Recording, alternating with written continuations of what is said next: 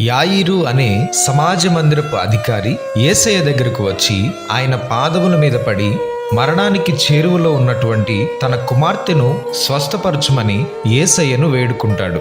యేసయ్య అతనితో వెళ్ళడానికి అంగీకరించాడు. వారు ప్రయాణమై వెలుచు ఉండగా యాయిరు ఇంటి నుండి ఒకడు వచ్చి, నీ కుమార్తె చనిపోయింది అనే వార్తను తెలియచేస్తాడు. యేసు ఆ మాటలు విని యాయిరుతో, భయపడకు, నమ్మిక మాత్రముంచు, నీ కుమార్తె స్వస్థపరచబడుతుంది అని యాయిరును ధైర్యపరుస్తాడు. యేసు యాయిరు ఇంటికి వచ్చినప్పుడు అక్కడున్న వారందరూ ఆ చిన్నదాని నిమిత్తం ఏడ్చుచూ ప్రలాపిస్తూ ఉంటారు. అది చూచిన యేసయ్య వారితో, మీరు దుఃఖపడకండి అని చెప్పి చనిపోయినటువంటి ఆ చిన్న బిడ్డ దగ్గరకు వెళ్ళి ఆమె చెయ్యి పట్టుకొని, చిన్నదానా లెమ్ము అని చెప్పగానే చనిపోయినటువంటి ఆ చిన్నది లేచి నడుస్తుంది.